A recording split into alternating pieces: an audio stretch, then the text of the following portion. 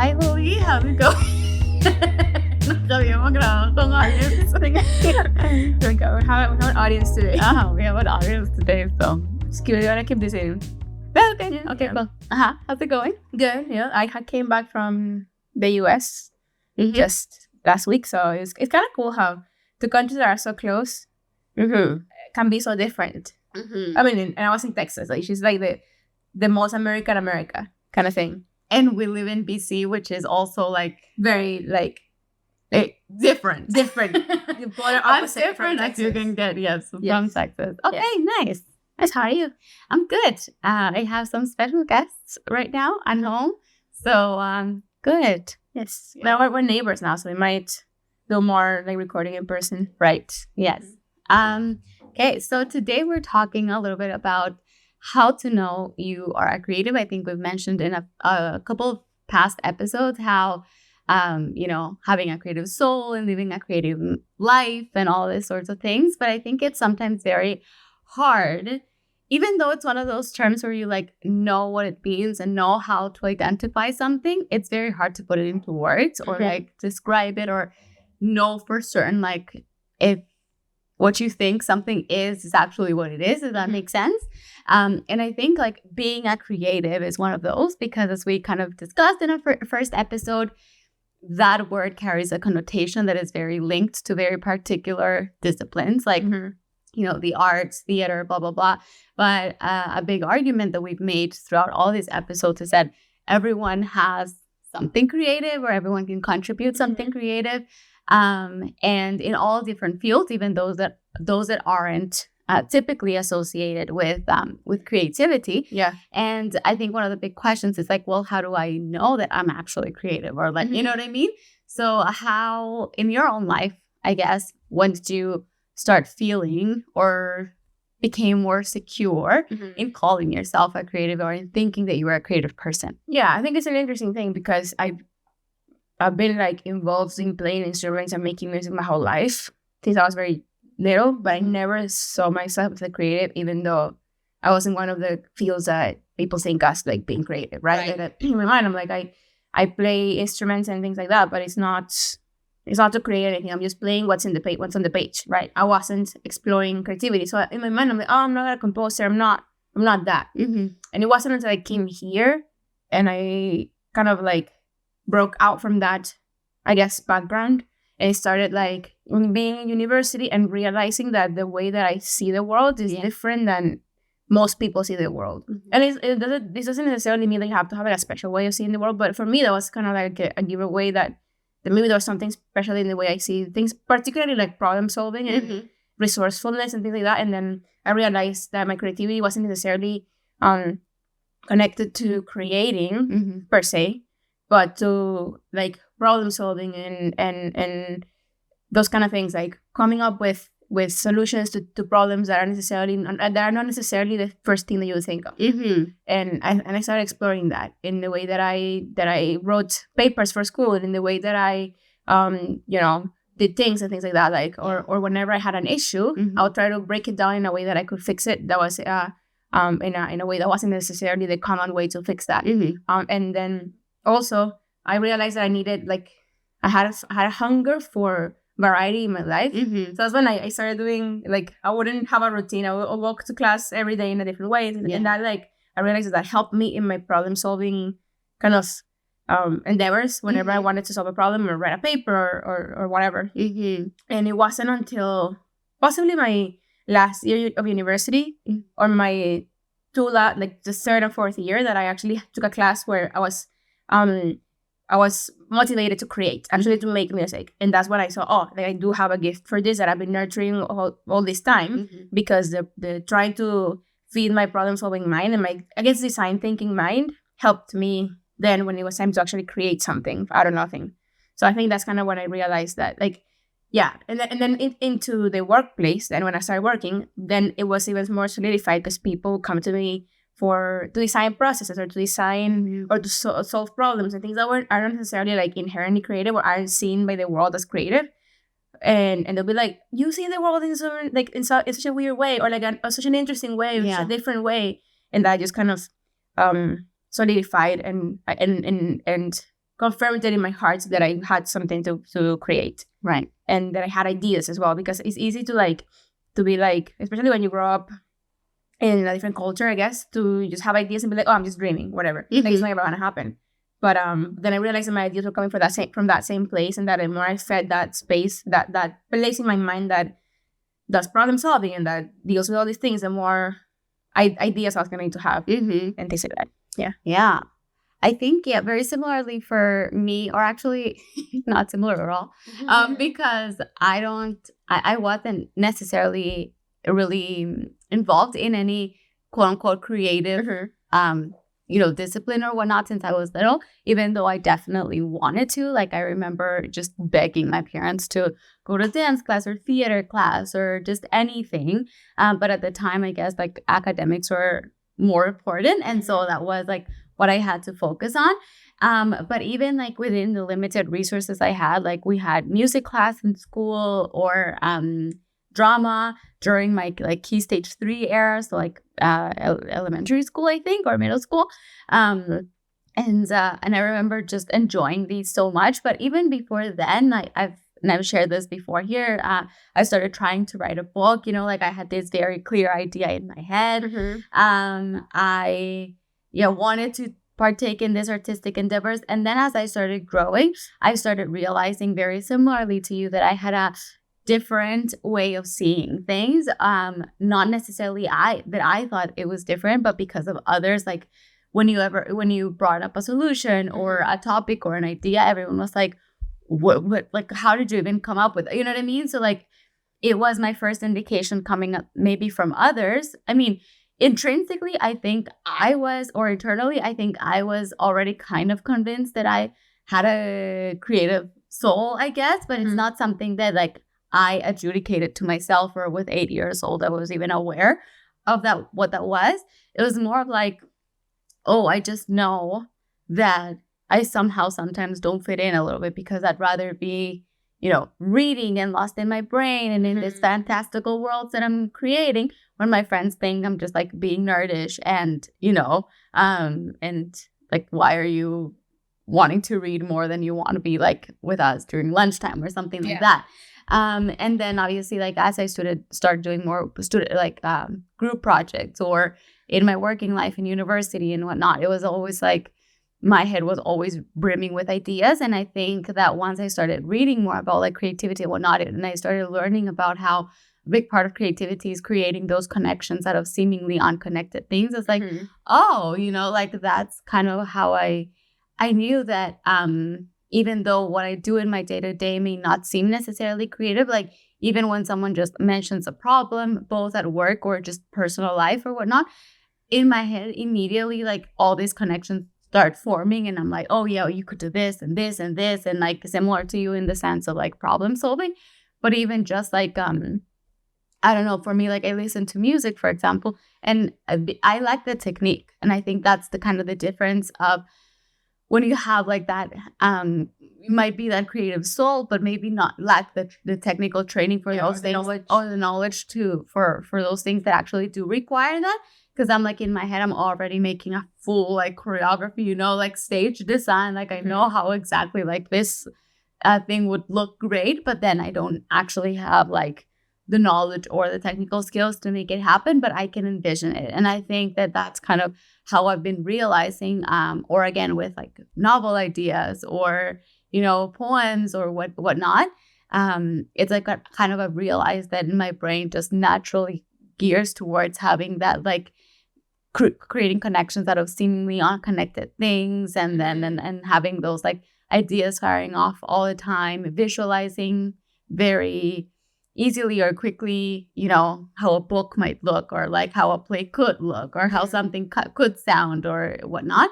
And I think that it's something that I wouldn't have realized as being like, I don't want to say special, because that's not it, but as like being a bit different, if like maybe others wouldn't have pointed out. Because for me, it's like, what do you mean how I came up with that? Like, how anyone else could come up with that, Yeah. So, yeah. Yeah, I think that's brings a good point too, because I feel like everybody is, like, I think by definition we're created to create, even if that creativity looks like being creative in Excel spreadsheets for some. Mm-hmm. I think we all have that in our brains somewhere, some way more so than others. Like I've talked about him before, but Jacob Collier, he's one of my biggest inspirations right now. He like his creativity for me is unmatched. Like he's just like some people are just have a gift, or like like in the 1700s it was Mozart and then it was Beethoven, and like like some people just have a gift and it just revolutionizes the way certain creative fields are done. Yeah. But it doesn't necessarily mean that everybody or that everybody else doesn't have that. Like we all have that to different levels, and and we all kind of crave it in one way or another. Like I know people that are again very creative with Excel spreadsheets and like the way they set up, their, and that's how they express it, and that's the amount of creativity that I need to like exercise to feel fulfilled. And then there's other people who crave just creating all day in the most pure sense of like making something out of nothing, and that's also like that's also being creative. So I think that's important. It's just like to know that we all have it, and realizing what things are we doing that help us exercise that creativity, I guess, in a way. Because that was something that helped me to realize, no, I am creative. Even if at the moment I didn't see myself as that. Just, and like some people, even in sports, you see commentators, like I'm really into hockey right now. Like the Canucks are in the playoffs and we've been watching all of the games and all the things. And there's this player called, who's the captain of the Canucks. His name is Quinn Hughes. And he always sets up this crazy plays because he's super fast and he's very agile. So, and so he'll like start doing a play, but then he'll like change it up mid-play, or he like takes his time and thinks about creative plays so that the team doesn't see it coming. Right. And that's still creativity. Like it's in a different field. Yeah. And it wouldn't surprise me if he has that kind of creative outlet, because generally it goes in tandem. But that's still creativity, even if it's in a different field that people probably don't think of it as creative. Or like another one that people say is very creative is like Patrick Mahomes, like the quarterback of the Kansas City Chiefs, where American football is very famous for having very set plays. So the teams know which play they're playing, but sometimes he'll just take the ball and run with it and create like a crazy creative play that the team doesn't necessarily see coming. Right. And it's also seen as creativity. So it's kind of, I think there's always a little bit of creativity everywhere you go, because there's always someone has to come up with a vision. Right. Someone has to come up with a concept. Yeah. And then someone has to come up with the execution as well. Yeah. And I think that's like so key, because absolutely everything we see around is like this computer, like this did not exist before. Absolutely anything that is not a raw material essentially was transformed from one thing to the next, and that required someone having an idea. You know what I mean? Like someone going about their day and being like, oh, you know what would be nice, instead of using broomsticks, clicking a button and then having something that sucks the dust of your floor as opposed to just moving it. And now, we have a vacuum cleaner. And so obviously then probably didn't happen like this. I've never looked into the history of vacuum cleaners, but essentially what I'm talking about. Absolutely anything that we have and see came as the product of something, right? Instead of having horses, what if we make a car? Exactly. Yeah. And so, and I think that, and then that's something that it's not a painting, it's not like a musical piece or whatever, but it still required that exercise of, I see a problem, I see a situation, I see the opportunity, and then I start kind of devising how this could happen, and then if you're not the person who has necessarily like the skill to do it, but then you go and talk to someone else. And I think that there's like something to be said about the fact that who receives the vision also needs to exercise some sort of creativity, because then you need to take that very abstract thing and turn it into something. Exactly. Yeah. And then I don't know, like R&D teams, for example, or whatever, they still need to devise a way of like, oh, okay, we have the first prototype, we test, we make improvements, whatever you need in between that part where it's like a test and then a final product. You go through iterations where people need to find those gaps in order to make those improvements. And I think that out of that, you also need to be able to draw these connections. So I get, you're right. Like in every single area of our lives, I think we see creativity in action. And I think that, and we've said this before, like a lot of people might think that they're not creative because they don't exercise in a very explicitly creative field. But I think that in your day-to-day, whether it be in your hobbies or at your work, workplace or even in your relationships. I think that, I mean, because you think about it, like, for example, in education, there's been people who create curriculums, and I would think that's very, like, pretty creative. Yeah. Or counseling methods, for example, things like that. So in every single way that you kind of go about your day to day, I think that there are not only opportunities, but probably just unseen ways, because especially when something becomes a habit or a routine or a policy or something, we kind of just take it for granted. Oh, this is just the way kind of that we do it. But we lack seeing how that's potentially, you know, creative. First, that it was like created by someone, like say a policy or something.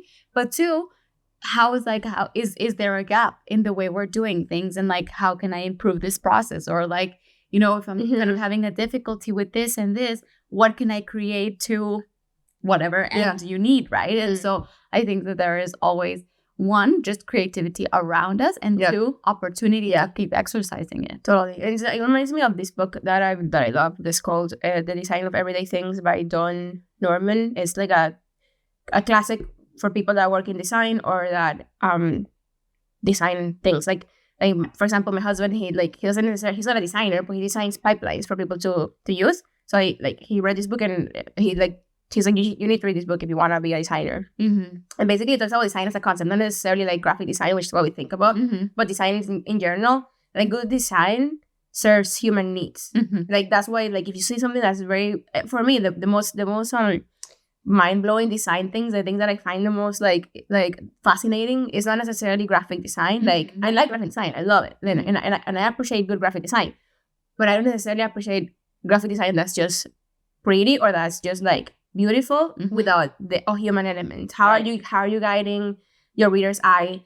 You know, like if you want to convey a message, how do you do it effectively, efficiently, and in a way that the reader or the audience catches the message behind it. So that's the same thing with how the reason why a lot of the things that are now quintessential design items, the reason why they're so famous or still so big, you know, it's because they're human centric. Like it reminds me of Shoe Dog by Phil Knight too. Like how it tells the story of how the Nike shoes got started, and how like the Phil Knight's trainer, I think it was, created the shoe, and then, like all those things. Like it's the same thing. It's like the reason why Nike shoes are so popular. Of course, there's been a lot of like marketing, and as the company has grown, they've invested money and resources in making it still relevant.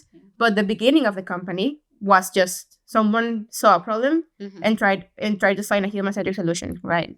I think that's creativity. It's like fixing problems. Like it's very, you see it all the time where like you see a problem, like I don't know, I don't want to wash dishes by hand anymore. I see a problem. This is taking too much time. Then the solution is a machine that washes dishes. In comes the dishwasher, and so then through iteration after iteration after iteration, you get to the point where it's like this is the perfect human-centered product. And it's the same thing with like cities. You see cities like Barcelona, which is like designed to the T. What was the problem? We need to find a solution to people finding community, and so everything is designed to have like couriers and plazas and things so people can commune and can mingle.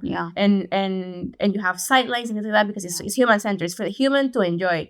So I think that's also similar to Vancouver. Similar to Vancouver. Similar to Edinburgh. That's like, it's in my opinion, that's ultimate creativity, is finding solution to problems.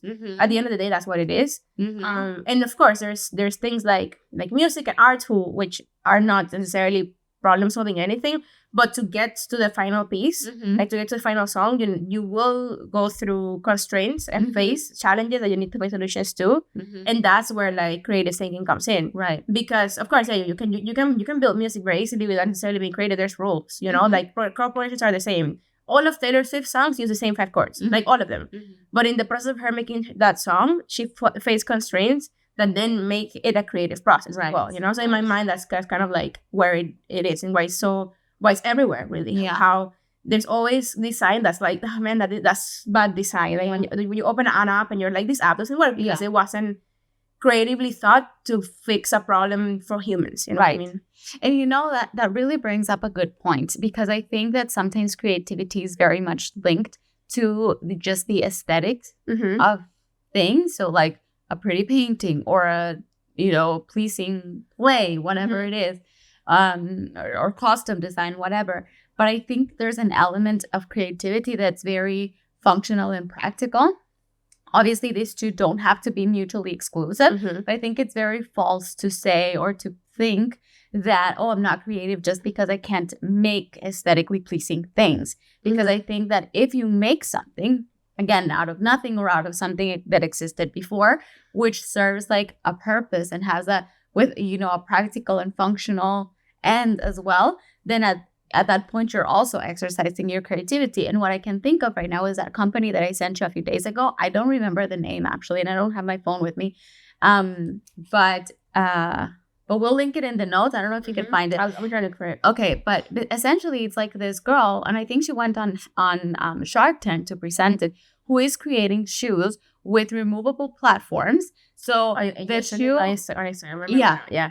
the shoe is itself like just the basic, I guess, sole. And then you can put different heels, inserts? yeah, Yeah. inserts with different types of heels. So there's like a transparent one, a stiletto, blah, blah, blah. There's another one to wear it as flats. There's something else, some other feature. And she has a little clip on her Instagram. Haley Pavone is her name. Haley Pavone. Okay. And Yeah. then the shoe, I can't remember what the company. Fashion footwear. Passion Footwear. Yes. Yeah. And I saw that and I was like, dude, because yes, they look pretty, but they're pretty much like any other sandal that you see. But she was saying in one of her videos, and I think it's an interview or conference that she was doing, and she was saying how like we actually didn't put aesthetics first in this design. We put in functionality. Yeah. And we realized, okay, what do women do? We go to work, we walk, probably like commute or walk to work, whatever it is. We travel. You know, we have different occasions. We have a limited budget, limited storage space. How can we solve all these problems? Let's make one shoe that a woman, a person can wear for multiple different occasions, for dinner, for work, for travel, Yeah. for just like all of these things, occupying minimal footprint that can be turned into like comfortable or a little bit more uncomfortable, I guess, in the sense that like just heels are often a little bit more Yeah. uncomfortable. But as a woman, like, you know, like someone who has worn heels for years, like when I moved to Vancouver, so I remember in El Salvador, I used to wear heels all the time because like we had a car and You don't usually like you don't walk much. But then it's been years since I've worn heels in Vancouver because like, and every time I do, I almost always have to take a taxi or like Uber, whatever, because like it truly like it's very uncomfortable, especially if it's raining, especially if the distance that you go to is like very long, especially if there's hills and whatnot. Like if I had a shoe Standing on the bus. standing on the bus, and if I had this shoe, maybe I could go out in flat mode and then just before I enter my destination, just click on a heel and I'm good to go. So, but in this sense, so I was like, when you were saying that, it's like it's so interesting, and it brought this thought to me that like sometimes we link creativity so much and believe the fact that we're not creative because I'm not doing these things that are more around the entertainment and aesthetic arts, part of yeah. life, the art, as opposed to no. But you know, as long as someone is asking you for a report at work, you know what I mean, or you're organizing an office, or you're, you know, placing furniture. I mean, I recently underwent my move. I'm finally at my new place. Yeah, I can stop talking about it. But you know, even in that process, it's like what makes more sense for the way that I actually live. Yeah, functionality. And I'm like, okay, let me make it pretty because yes, of course, I want to walk into a space that it's like it's nice, but it's more like, okay, I am 5'3", so how am I gonna organize my cabinets in a way that I can reach those things that I use every day, and then leave out of reach all those things that I might only use like once a month?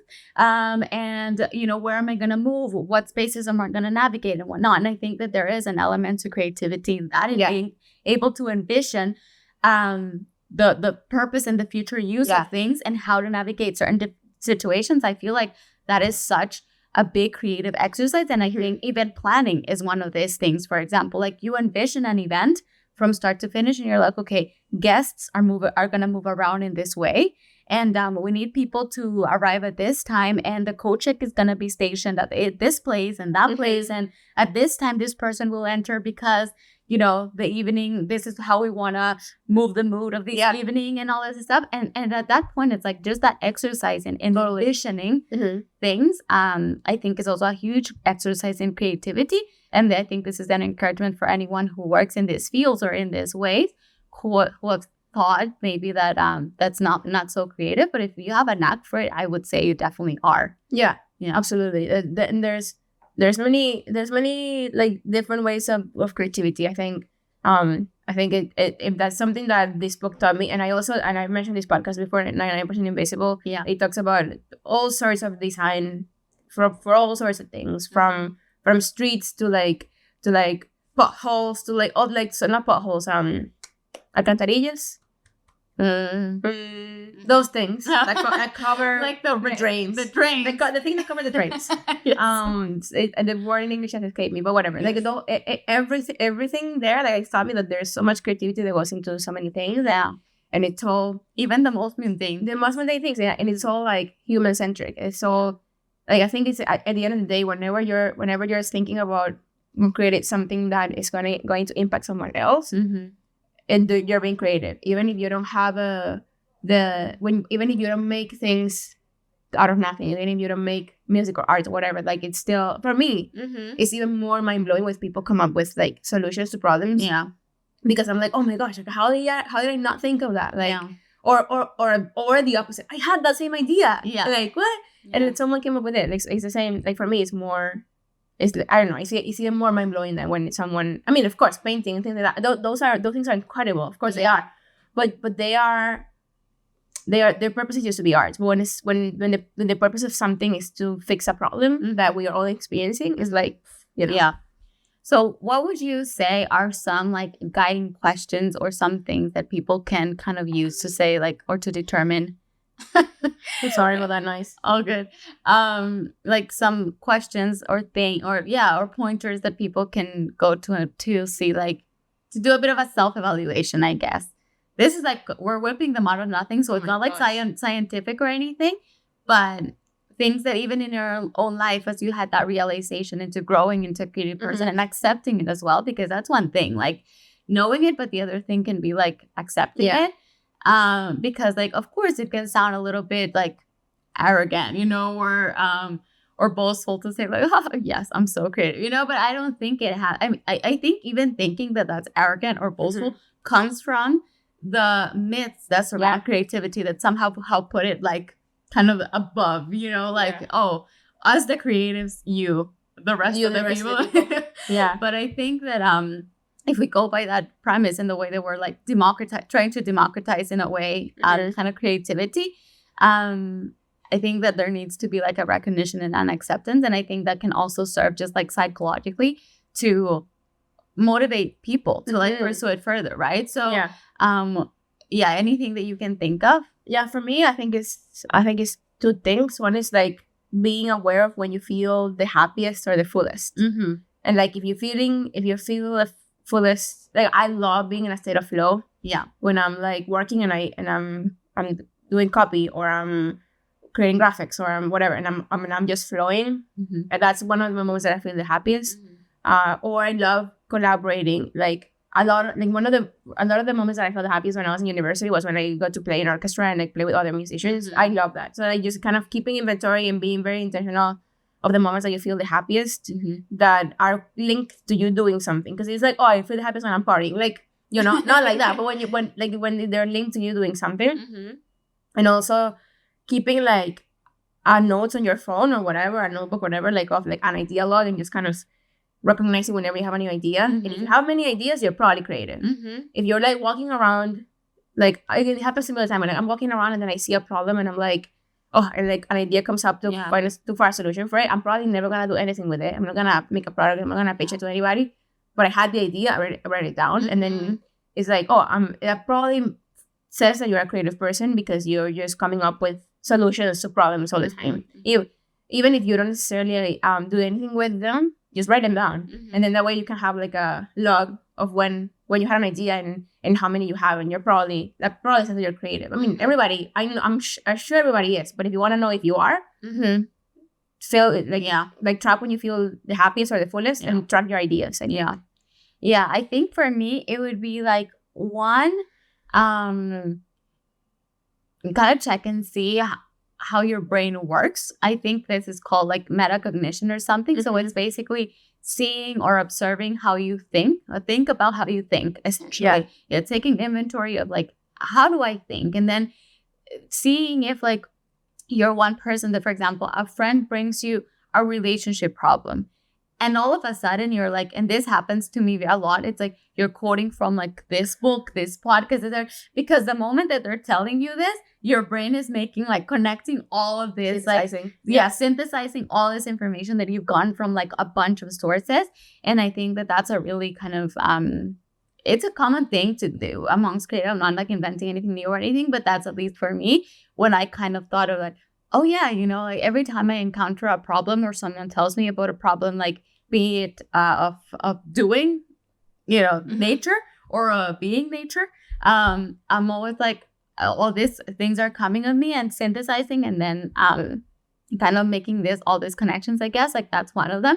And I think the other one would be like, again, evaluate a little bit like your similar to what you just said of taking inventory, but like more in what way are you creative? So like, it like I guess it personally for me, for example, sometimes I've tried or I've realized that I'm like this proverbial like square peg trying to fit into a round hole, just because like I want to be a type of creative, but I'm not. And so I think, but it has taken a lot of like self-observation in some ways to realize in what ways I am and in what ways I'm not. And then I think we kind of talked about this in one of our past episodes as well. I don't remember which one, but we're like, and now once you know what those strengths are, what type of creative you are, if you actually want to create something, depending on what it is, obviously, and if you're working solo or with someone else, then like from that point of like self-knowledge and self-understanding, I guess, then you can also like synergize those strengths with others. Yeah, like for example, in our cases, like through that observation and that learning process, and because we've been like lucky enough to witness it in each other as well, we kind of know into like which type, for lack of a better word, I'll say type, which type of creative you are, and then like we are able to synergize those strengths for the project that we have in common.